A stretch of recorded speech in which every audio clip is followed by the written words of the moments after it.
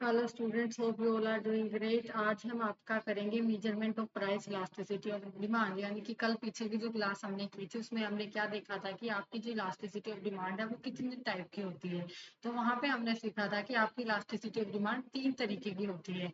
यानी कि आपकी प्राइस इलास्टिसिटी ऑफ डिमांड, आपकी इनकम इलास्टिसिटी ऑफ डिमांड और आपकी क्रॉस इलास्टिसिटी ऑफ डिमांड। तो सबसे पहले आप ये वाली चीजें हमारी कैसे निकली थी, जो भी फैक्टर आपकी डिमांड को अफेक्ट कर रहे होते थे उनमें से हमने एक्सक्लूड करा था कि जो भी क्वांटिटेटिव टर्म की जो चीजें होती थी जैसे टेस्ट और प्रेफरेंस और आपकी एक्सपेक्टेशंस को अगर छोड़ दे तो जो आपकी क्वांटिटी वाली जो टर्म होती है, आपका price, price of related goods और आपका इनकम ऑफ द कंज्यूमर, जिनके कारण आपकी इलास्टिसिटी ऑफ डिमांड है जो इट्स लाइक इफेक्ट होती है, उसी के थ्रू आपकी इलास्टिसिटी ऑफ डिमांड की टाइप निकल आए थे कि खुद के प्राइस के कारण अगर किसी कॉमोडिटी का प्राइस खुद का चेंज हो रहा है, मान लो आपका प्राइस उस चीज का घट रहा है बढ़ रहा है ये वाली फर्क नहीं पड़ता, लेकिन उस कॉमोडिटी का खुद का प्राइस चेंज हो रहा है, दैट डज मीन कि वो आपका प्राइस इलास्टिसिटी ऑफ डिमांड में आ जाएगा, क्योंकि प्राइस इलास्टिसिटी ऑफ डिमांड हमारे को क्वांटिटेटिव जो चेंजेस है वो बताएगा कि उसके कारण कितना प्राइस में चेंज आने के कारण आप उसकी क्वांटिटी डिमांड में कितना चेंज कर देंगे। और प्राइस ऑफ रिलेटेड आपने गुड्स के केस में हमने क्या देखा है कि अगर रिलेटेड गुड्स का जो प्राइस है वो चेंज हो जाए। अब रिलेटेड कौन सी गुड्स होती हैं वो हमने डिमांड वाले चैप्टर में किया था कि आपकी 2 तरीके की गुड्स होती है रिलेटेड गुड्स, आपकी कॉम्प्लीमेंट्री और आपकी सब्सटीट्यूशन। वो आपका क्रॉस इलास्टिसिटी ऑफ डिमांड में चला जाएगा। और third one is the income of the consumer. Income of the consumer, अगर कंज्यूमर की इनकम सपोज करें आपकी या मेरी, हमारी इनकम बढ़ जाती है या घट जाती है तो हम जो क्वांटिटी डिमांड है चीजों के रिगार्डिंग कितना हम बढ़ाते हैं या घटाते हैं, किस तरीके से करते हैं, वो आपका इनकम इलास्टिसिटी ऑफ डिमांड में आ जाएगा। सही है, तो आज हम सिर्फ प्राइस इलास्टिसिटी ऑफ डिमांड देखेंगे। प्राइस इलास्टिसिटी ऑफ डिमांड का जो फॉर्मूला है वो हमने देख लिया था कि परसेंटेज चेंज इन आपका क्वांटिटी, परसेंटेज चेंज इन आपका quantity demanded divide by percentage आपका चेंज इन प्राइस। यानी कि आपकी जो प्राइस है उस चीज का, उसी कॉमोडिटी का अगर प्राइस जो चेंज हो जाता है उसके कारण क्वांटिटी डिमांड में कितना चेंज आता है। अब इसके कुछ मेजरमेंट है, कई सारे इसके जो मेथड है जिनके थ्रू हम प्राइस इलास्टिसिटी ऑफ डिमांड को निकाल सकते हैं, तो वो हम वन बाय वन करके देखेंगे। सबसे पहले इसके कितने मेथड है ये देखेंगे। आपका सबसे पहला जो मेथड है that is total expenditure method. दूसरा जो मेथड है आपका परसेंटेज या प्रोपोर्शनेट मेथड। तीसरा जो मेथड है point elasticity method, graphic method या ज्योमेट्रिक मेथड। मतलब एक ही नाम है, इसके अलग अलग नाम है, ये मेथड एक ही है। फोर्थ जो है आपका आर्क इलास्टिसिटी मेथड और फिफ्थ है आपका रेवेन्यू मेथड। तो ये पांचों के पांचों जो मेथड है हम वन बाय वन करके डिस्कस करेंगे कि इनमें किस किस तरीके से आपकी सारों से निकलती प्राइस इलास्टिसिटी ऑफ डिमांड है, लेकिन कौन से मेथड से किस तरीके से निकलती है वो हम देखेंगे। पीछे की कल जो क्लास थी उसमें हमने degree of elasticity of demand भी देख ली थी कि कौन कौन सी डिग्रियां होती हैं। तो सबसे पहला मेथड है जी टोटल एक्सपेंडिचर मेथड। अब ये टोटल एक्सपेंडिचर मेथड है किस तरीके से आपकी इलास्टिसिटी ऑफ डिमांड को बताता है या किस तरीके से हमारी इलास्टिसिटी ऑफ डिमांड निकलती है वो देखेंगे। सबसे पहले तो जो टोटल एक्सपेंडिचर मेथड है वो आपका मार्शल ने दिया है। ये वाला इम्पोर्टेंट है कि सपोज करें ये क्वेश्चन आ गया कि total expenditure method of elasticity price elasticity of demand is given by whom. तो 4 ऑप्शन दिए हुए हैं जिसमें से मार्शल जो होगा, Marshall is the correct one. ठीक है, उसके बाद से अब इस मेथड के अंदर आप इलास्टिसिटी किस तरीके से डिमांड की मेजर करेंगे कि हम ये देखते हैं कि टोटल जो एक्सपेंडिचर है वो किस डायरेक्शन में जा रहा है। जो टोटल एक्सपेंडिचर है टीई है, टोटल एक्सपेंडिचर अगर बढ़ रहा है वो किस तरीके से प्राइस चेंज में फर्क डाल रहा है। टोटल एक्सपेंडिचर कम हो रहा है वो किस तरीके से आपका प्राइस चेंज में फर्क डाल रहा है। उसके थ्रू हम आपकी इलास्टिसिटी ऑफ डिमांड को यहाँ पे मेजर करेंगे। अब इस केस में कुछ पॉसिबल सिचुएशन हो सकती हैं। तो 3 पॉसिबल यहाँ पे सिचुएशन होगी। सबसे पहला कि आपकी कॉमोडिटी का प्राइस बढ़े या घटे, प्राइस राइज हो या फॉल हो, लेकिन आपका जो टोटल एक्सपेंडिचर है उसमें कोई चेंज नहीं आएगा, no change in the total expenditure. यानी कि देखिए प्राइस आपका बढ़ रहा है घट रहा है चाहे कुछ ही हो रहा है, लेकिन जो टोटल एक्सपेंडिचर है ये आपका कांस्टेंट रह रहा है।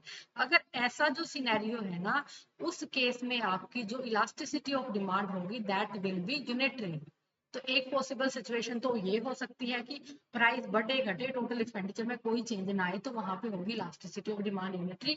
अब दूसरा केस क्या हो सकता है कि अगर आपकी प्राइस कॉमोडिटी का प्राइस गिर रहा है, प्राइस गिरा तो टोटल एक्सपेंडिचर बढ़ गया, यानी कि देखें यहाँ पे हम लिखते हैं प्राइस यहाँ पे गिरा, टोटल एक्सपेंडिचर आपका बढ़ गया, यानी कि अपोजिट सिनेरियो हो रहा है, इनका इनवर्स रिलेशनशिप आ रहा है। और दूसरे केस में राइज इन द प्राइस, अगर प्राइस राइज हो रहा है उसके कॉन्सिक्वेंटली आपका जो टोटल एक्सपेंडिचर है वो डिक्रीज कर रहा है। अगर ये वाली सिचुएशन हो तो आपकी जो इलास्टिसिटी ऑफ डिमांड है हेयर, तो ये आपकी ग्रेटर देन यूनिटी रहेगी, यहाँ पे आपकी इलास्टिक डिमांड होगी।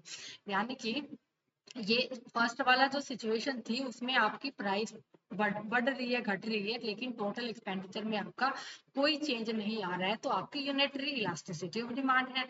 ईडी इज इक्वल टू यहाँ पे है हमारा 1 है।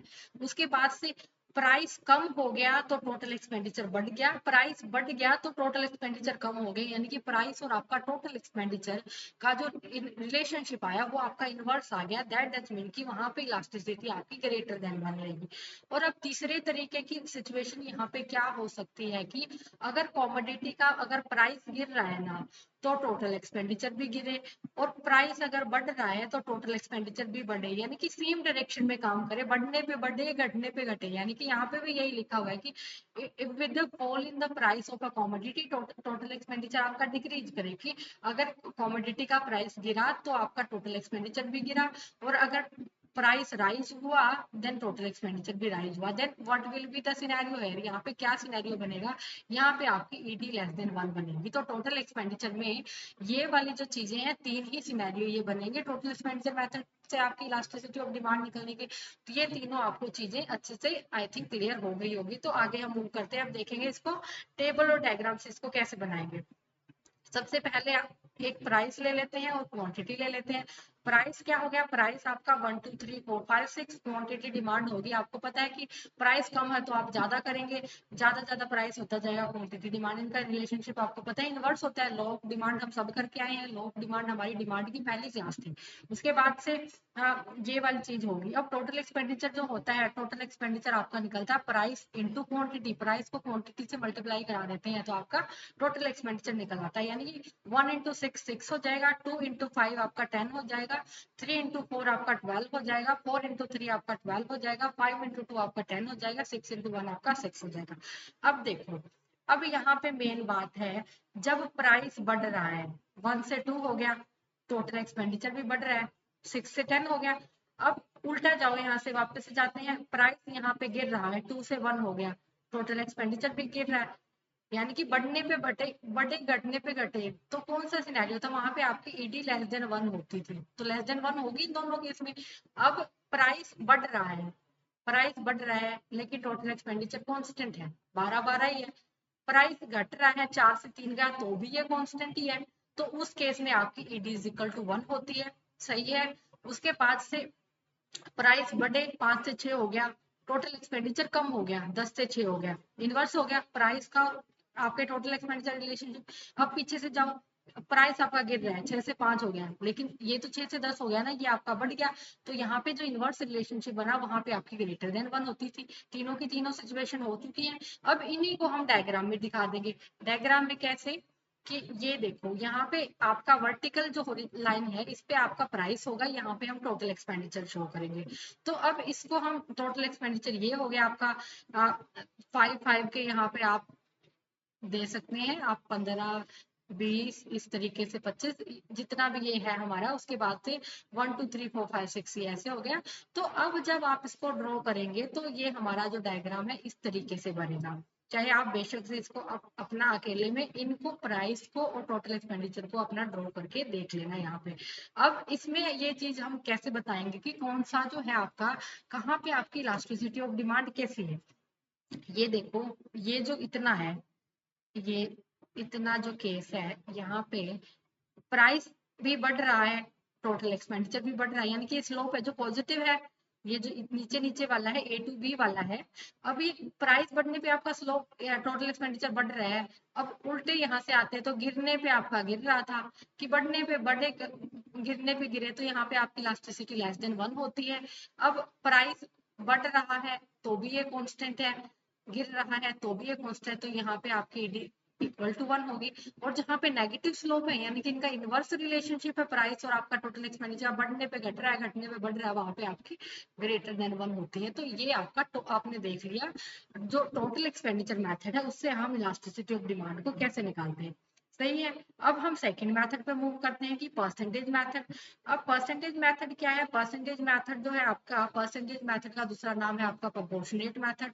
ये भी मार्शल ने ही सजेस्ट किया है। उसके बाद से इस मेथड के अंदर हम क्या देखते हैं, ratio of the percentage change in quantity demand rate divided by आपका परसेंटेज चेंज इन प्राइस, यानी कि percentage change in Q D divide by percentage change in price. तो ये वाला आपका इस तरीके से इन चीजों को देखता है।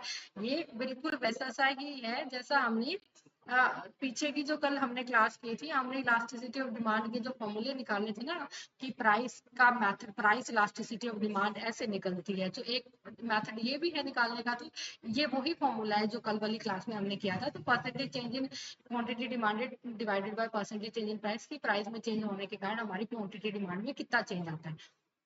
अब देखिए फॉर्मूला क्या है। फॉर्मूला सबसे पहले तो यहाँ पे जो ये वाली चीज तो वैसे ही percentage change in demand by percentage change in price, और यहाँ पे साथ में ब्रैकेट में नेगेटिव साइन आएगा। क्यों आएगा? क्योंकि आपको पता है कि जो प्राइस और आपका डिमांड है, क्वांटिटी डिमांड है, इनका जो रिलेशनशिप होता है वो नेगेटिव होता है, यानी कि इनवर्स होता है। इनवर्स यहाँ का रिलेशनशिप होता है इनका, तो इसलिए हम इनवर्स इसको नेगेटिव साथ में लेके चलेंगे। ठीक है। अब इसको फर्दर अगर सोल्व करना है तो इसको कैसे सोल्व करते हैं? परसेंटेज चेंज इन डिमांड का क्या मतलब है? परसेंटेज चेंज इन डिमांड का मतलब है change in demand divide by initial price. Initial जो भी डिमांड थी आपकी, इनिशियल आपकी जो डिमांड है, इनटू 100 डिवाइड बाय आपका change in price divide by initial जो आपका प्राइस है इनटू 100। इसको किस तरीके से लिख सकते हैं? चेंज को किस तरीके से लिख सकते हैं? Q1 minus Q divide bye Q into 100। और चेंज इन पी को कैसे लिख सकते हैं? आपका P1 minus P over P into 100। Q1 minus Q को डेल्टा क्यू लिख सकते हैं, डेल्टा क्यू बाय क्यू, और ये आपका नीचे हो जाएगा delta P by P into 100। 100 से तो 100 कैंसिल आउट हो गया, ये फर्दर आपका सोल्व होके बनेगा change in Q, change in Q divide bye Q, और यहाँ पे नीचे चेंज इन पी था और पी ऊपर चला जाएगा, माइनस हमारा साथ ही चल रहा है। ठीक है। तो ये आपका कैसे हो गया? Change in Q divide by change in P into P by Q, ये हो गया फॉर्मूला। ठीक है। तो ये इसी तरीके से है जैसे कल भी आई थिंक हमने वो चीजें आपकी degree of elasticity of demand जब हम निकाल रहे थे ना, वहां पे जो आपकी एग्जांपल थे, जैसे प्राइस है आपका, यहाँ पे क्वांटिटी है, प्राइस 10 से बढ़ के जब प्राइस 10 है तो हम 100 की डिमांड कर रहे हैं, प्राइस 20 हो गया तो आपने 200 की डिमांड कर दी, इस तरीके से। तो अब इसका अगर इलास्टिसिटी ऑफ डिमांड निकालते हैं तो कैसे निकलेगा? इस फॉर्मूले से देखिए, यहाँ पे क्या है आपका change in Q by change in P, change in Q by change in P. Q में कितना चेंज हो रहा है आपका? 200 माइनस 100, 100। प्राइस में कितना चेंज हो रहा है आपका? 20 माइनस 10, 10 इंटू इनिशियल आपका प्राइस कितना है? इनिशियल प्राइस आपका है 10, 10 रुपए है, और इनिशियल आपकी क्वांटिटी डिमांड कितना है आपका? 100 है। तो ये हो गया। तो यहाँ पे जो आपकी इलास्टिसिटी 100 से 100 कट गया, और आपका 10 से 10 कट गया, यहाँ पे आपकी इलास्टिसिटी ऑफ डिमांड आ गई 1। यहाँ पे it is equal to unity या यूनिटरी इलास्टिसिटी ऑफ डिमांड आ गई। तो ये चीजें इस तरीके से निकलती है, ये फॉर्मूला की किस तरीके से चेंज इन डिमांड का क्या मतलब होता है कि Q1 माइनस क्यू, जैसे ये आपका P वाले केस में ये P1 है, ये P2 हो गया, ये Q1 है, ये Q2 हो गया, इस तरीके से। तो ये वाला जो आपका प्रोपोर्शनेट चेंज वाला जो मेथड है, उसका ये फॉर्मूला बनेगा, इस तरीके से निकलेगा, change in Q by change P into P by Q, और माइनस इनवर्स का जो साइन लगेगा। तो आपने दूसरा मेथड भी देख लिया है। उसके बाद से तीसरा मेथड क्या है? पॉइंट इलास्टिसिटी मेथड की।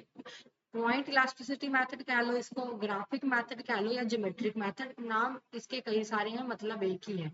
अब इलास्टिसिटी ऑफ डिमांड, इसका मेजर करने का क्या फॉर्मूला है? Lower segment bye upper segment, lower segment bye upper segment. अब इसको देखो आप, जैसे या आपका डायग्राम अगर ड्रॉ होता है तो ये आपका हॉरिजॉन्टल लाइन हो गया, यहाँ पे आपकी क्वांटिटी डिमांड होती है, यहाँ पे आपका प्राइस होता है। अब यहाँ पे इलास्टिसिटी इस पे लिखी हुई है। अब इसको देखो, यहाँ देखें हम, ये देखो ऐसा।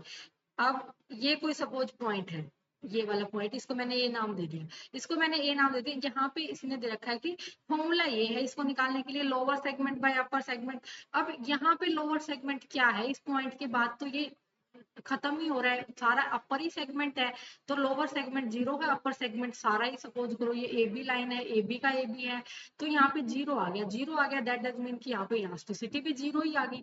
तो यहाँ पे जो आपकी ये मैंने लिखा हुआ है ना कि D is equal to zero है, तो ये जीरो क्यों आई है, ये इसीलिए यहाँ पे जीरो आई है। अब सपोज करो ये कोई पॉइंट ले लिया, अब इसको नाम मैंने सी दे दिया। अब देखो lower segment bye upper segment same आप करते हैं, ए सी डिवाइड बाय अपर सेगमेंट आपका सी भी हो गया। तो अब ये जो ऊपर वाला पोर्शन है, ये जो है ए सी, ये तो इतना थोड़ा सा है, वो वाला आपका हाफ से भी ज्यादा है। तो इसलिए यहाँ पे आपकी इलास्टिसिटी ऑफ डिमांड रोज करूंगा, मान लो कि ये इतना थोड़ा आपका कोई 5 हो, मतलब एग्जाम्पल के लिए बता रही हूँ, और ये वाला आपका सपोज करो 20 है, 20 है। तो अब इसको आप करते हैं सोल्व, 1/4, 1/4 है तो आपका ये 0.2 या कुछ भी आता है समथिंग, इस तरीके से ही आता है, दैट मीन्स ये लेस देन तो 1 ही आया ना। अब ये बराबर बराबर पे आप लगा लो कि हाफ वाले पे लगा लिया, तो अब lower segment bye upper segment दोनों काटोगे तो बराबर आएगा, ईडी इज इक्वल टू 1। और इस वाले पॉइंट पे आपका लोअर वाला बड़ा हो गया, नीचे वाला छोटा रह गया, तो यहाँ पे ग्रेटर देन 1 और वो वाला आपका इन्फिनिटी, इस तरीके से ही निकलेंगे। तो ये पॉइंट इलास्टिसिटी मेथड बहुत आसान है कि आपको पॉइंट से पता होना चाहिए कि यहाँ पे आपका जीरो से लेके इन्फिनिटी तक, आपको पता है कि हमने जब डिग्रियां करी थी कि इनकी जो रेंज है, वैल्यू है, जीरो से लेके इन्फिनिटी तक जाती है, लेकिन जीरो यहाँ पे है, यहाँ पे आपका लेस देन 1, यहाँ पे इक्वल टू 1, इक्वल टू 1 क्यों, क्योंकि ये एंगल के जस्ट सीध में ऐसे ही ना, ताकि ये सीधी लाइन जाती है, यहाँ पे आपका फिर ये इलास्टिसिटी 1 आती है, ग्रेटर देन 1, ये आपकी इन्फिनिटी। तो इस तरीके से हमने 3 जो मेथड आपके प्राइस इलास्टिसिटी ऑफ डिमांड के कर लिए। चौथा जो मेथड है आपका arc elasticity method. Arc elasticity method क्या होता है, ये जो है मेजर आप ये करता है आपकी एवरेज इलास्टिसिटी, कोई 2 पॉइंट है, जैसे कोई ऐसे कर्व की शेप में दे रखा है, और आपको क्या है, देखिए इनके बीच के कोई 2 पॉइंट है, ए बी पॉइंट है, इनके बीच की इलास्टिसिटी निकाल दो। अब जब इनके बीच की इलास्टिसिटी हमारे को निकालनी पड़ेगी, तो हमें क्या करना पड़ता है कि वहां पे एक टेंजेंट, एक लाइन ड्रॉ करनी पड़ती है। ये लाइन जैसे इसमें ड्रॉ कर रखी है, अब लाइन ड्रॉ कर रखी है तो उसके थ्रू हम अब इन अलग अलग इनकी इलास्टिसिटी है उसको निकाल देंगे। तो अब ये जो लाइन है ना, इनकी एवरेज 2 पॉइंट है ना, ए और बी, इनके बीच की जो एवरेज इलास्टिसिटी है ना, उसको बताता है। आर्क का ये मतलब हो गया। अब आर्क का ये मतलब है, तो ऐसे तो इसकी इलास्टिसिटी निकलेगी नहीं, आपको पता है कि वहीं पे हमने एक टेंजेंट ड्रॉ करना पड़ता है। अब इसने यहाँ पे कोई 2 पॉइंट मेंशन कर दिए कि इस पे कोई इन 2 पॉइंटों की इलास्टिसिटी निकाल दी, तो इनकी जो एवरेज वैल्यू निकलेगी जिस तरीके से, वो आपका आर्क इलास्टिसिटी और मेथड से आता है। अब इसका फॉर्मूला, इसको किस तरीके से सोल्व किया जाएगा। सबसे पहले इलास्टिसिटी डिमांड का आपको फॉर्मूला पता है, परसेंटेज प्रोपोर्शनेट वाला जो फॉर्मूला है ना, वो सारी जगह चलता है, माइनस का sign, percentage change in demand by percentage change in price. इतना ठीक है। उसके बाद से आपको वो वाला फॉर्मूला फर्दर हमने जितना सोल्व करके लिखा था वहां पे, इस तरीके से इसको लिख लें, change in Q by change in P into P by Q, minus का साइन चलता रहेगा। अब क्या वालों को इकट्ठा कर लो, चेंज इन क्या बाय क्या into P by change in P को इधर ले आए और क्यू को उधर ले गए, तो change in Q by Q हो गया अगले स्टेप में, और P by change in P हो गया। अब क्यू क्या है, यहाँ पे क्यू क्या है, दो दोनों पॉइंट है, जब इनके बीच की इलास्टिसिटी आप निकालने लगे हैं, तो क्यू यहाँ पे क्या होगा, Q1 प्लस Q2, ये दोनों पॉइंट है, इनके बीच का ही एवरेज होगा, Q1 प्लस Q2/2। और यहाँ पे आपका P क्या होगा, इन दोनों ही पॉइंट के बीच की एवरेज वैल्यू निकलेगी P1 प्लस P2/2। तो ये वाली चीज आपने अगले अगले स्टेप में करनी है। तो क्या हो गया हमारा Q1 प्लस Q2/2, और P हो गया आपका P1 प्लस P2/2।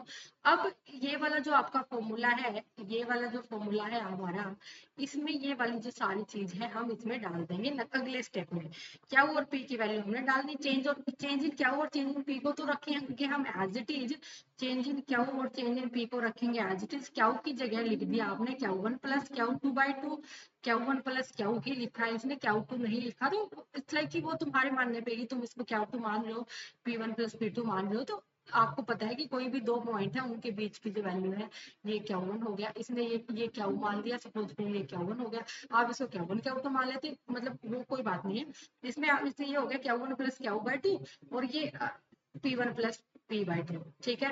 अब change in Q divide by Q1 plus Q into ये जो 2 है ये गया ऊपर और वो 2 गया आया नीचे, तो ये 2 से तो 2 कट गया। उसके बाद से P1 plus P2 bye change in P। उसके बाद से नेक्स्ट स्टेप में क्या बनेगा, ये आपका यहीं तक सोल्व होगा। तो ये वाला जो फॉर्मूला है, जो आर्क इलास्टिसिटी है ना, दो कोई पॉइंट है उनके बीच की अगर इलास्टिसिटी निकालनी है तो वह कैसे बनेगी, change in Q bye change in P into P1 plus P या P1 प्लस P2 कह लें उसको आप, और आपका Q1 प्लस Q, ठीक है, और माइनस का साइन साथ चलेगा। तो ये फॉर्मूला हो गया आपका आर्क इलास्टिसिटी का। उसके बाद से इसमें लास्ट जो फॉर्मूला है आपका इलास्टिसिटी ऑफ डिमांड का, वो आपका रेवेन्यू मेथड है। रेवेन्यू जो मेथड है वो किसने दिया है, जो इसका जो फॉर्मूला है रेवेन्यू, मिसेज जॉन जो रॉबिन्सन है, जिसने आपके जो मोनोपोलिस्ट की कंपटीशन है वो जो चीजें हैं वो भी दी हैं, जो आप मार्केट के अंदर हम पढ़ते हैं, मार्केट के अंदर जो आती हैं, तो वो उन्होंने ये कंसेप्ट भी दिया है। तो ये जो है फॉर्मूला रेवेन्यू मेथड का इनके द्वारा दिया हुआ है। आपको ये पता होना चाहिए, जैसे कि आपका टोटल एक्सपेंडिचर वाला और प्रोपोर्शनेट वाला तो मार्शल के द्वारा है, रेवेन्यू वाला आपका जॉन रॉबिन्सन के द्वारा है। अब इन्होंने क्या कहा है कि इलास्टिसिटी ऑफ डिमांड को हम मेजर कर सकते हैं एवरेज कर्व और मार्जिनल कर्व के द्वारा, कि एवरेज रेवेन्यू और मार्जिनल रेवेन्यू के द्वारा भी हम इसको निकाल सकते हैं। तो इन्होंने ये फॉर्मूला ऐसे दिया है कि ये कैसे बनेगा, elasticity of demand is equal to AR divided by AR minus MR। AR is the average revenue होता है यहाँ पे, और यहाँ पे MR is the marginal revenue होता है। इट्स लाइक रेवेन्यू वाला जो पार्ट है वो आपके सिलेबस में नहीं है, लेकिन रेवेन्यू जो होता है, टोटल एक्सपेंडिचर जो होता है, वो जो चीजें हैं आपका क्या नाम है, एवरेज रेवेन्यू जो होता है वो प्राइस के इक्वल होता है, यानी कि टोटल जो आपका एक्सपेंडिचर होता है, जैसे प्राइस इनटू क्वांटिटी होता है, वो आपका टोटल रेवेन्यू होता है। अब इसका टोटल रेवेन्यू से जब हम मार्जिनल रेवेन्यू निकालते हैं, मार्जिनल रेवेन्यू होता है change in TR bye change इन आपका Q हो जाएगा, और आपका एवरेज रेवेन्यू निकलता है तो TR बाय Q हो जाता है। तो ये जो फॉर्मूले हैं ये आपके रेवेन्यू के हैं, वो आपके सिलेबस में नहीं है, तो आपने ये चीजें नहीं करनी, बस आप इसको फॉर्मूले को याद रखें, और ये मैं बता दूंगी ये कैसे बना है। तो AR by divided by AR minus MR, अब ये कैसे निकल के आया है, हम नेक्स्ट स्टेप में इसको देखेंगे। नेक्स्ट ये है इलास्टिसिटी ऑफ डिमांड। जब आपने पीछे देखा था, आपने पॉइंट वाला जो मेथड था उसमें lower segment bye upper segment था, तो अब यहाँ पे इन्होंने कहा जैसे एवरेज रेवेन्यू और मार्जिनल रेवेन्यू आपके ऐसे ड्रॉ होते हैं, ये वाला जो होता है एवरेज रेवेन्यू हो गया, और आपका ये मार्जिनल रेवेन्यू हो गया, इसका हाफ होता है मार्जिनल रेवेन्यू, और ये जैसे इस पे कोई इसने पॉइंट ले दिया। अब इलास्टिसिटी ऑफ डिमांड यहाँ पे क्या बनेगी, lower segment bye upper segment, तो ये क्या बन गया PB डिवाइड बाय PA, ये हो गया। अब ये जो ट्रायंगल है ना AEP, ये जो बड़ा वाला ट्रायंगल है यहाँ पे, ये जो ट्रायंगल है पूरा AEP वाला, और PMB, P आपका MB, ये जो ट्रायंगल है ये आपके सिमिलर ट्रायंगल है, जिसके कारण से आप इस इलास्टिसिटी ऑफ डिमांड को अब कैसे लिख सकते हैं, क्योंकि इनके जो रेशियोज ऑफ द साइड है वो भी इक्वल होंगे, क्योंकि ये सिमिलर ट्रायंगल है। मतलब कि ये जो डेरिवेशन है ये आपके एग्जाम के लिए इंपॉर्टेंट नहीं है, आपके एग्जाम के लिए जो इंपॉर्टेंट है that is the only formula, और किसने दिया है वो वाला कंसेप्ट, ठीक है।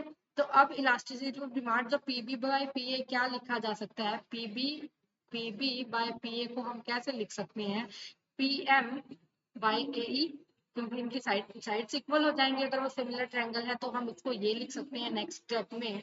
उसके बाद से PM बाय AE आ गया, तो उसके बाद जो ट्रायंगल है AET और TPL, देखें AET ये वाला जो ये ट्रायंगल है, और TPL ये कॉन्कोरेंट ट्रायंगल है। कॉन्कोरेंट अगर ट्रायंगल है दैट डज मीन कि आपका PL एल ये है आपका इज इक्वल टू आपका ए ई हो जाएगा, ए ई वहां पे है आपका, तो ये जो साइड्स हैं ये आपकी इक्वल हो जाएंगी। दैट डज मीन अब आपको P L is equal to A E बन गया, तो यहाँ पे आप ए ई की जगह आप पी एल को पुट कर देंगे। अगर यहाँ पे आप पी एल की जगह ए ई को पुट कर देंगे तो आपका ये बन गया P M by P L हो गया, क्योंकि पीछे से वो इक्वल निकला। अब P L is equal to क्या होता है, पी एल इक्वल टू हम कैसे लिख सकते हैं, पीछे जाओ डायग्राम में देखो, पी एल इक्वल टू ये है आपका पी एल। पी एल को मैं ऐसे भी तो लिख सकती हूँ P M minus L M. P L इतना है, देखो पी एल इक्वल टू हम यहाँ पे ऐसे भी तो लिख सकते हैं पी एम ये पूरी लाइन, पी एम ये पूरी लाइन है, माइनस ये नीचे वाला जो बच गया एल एम, हमने इसको ऐसे ही लिखा है, तो ये बन गया आपका पीएम माइनस एल एम। अब जो पीएम है वो ही आपका ए आर है, पीएम है जो आपका पीएम है ये आपका ए आर है, एवरेज रेवेन्यू है, ये रहा आपका।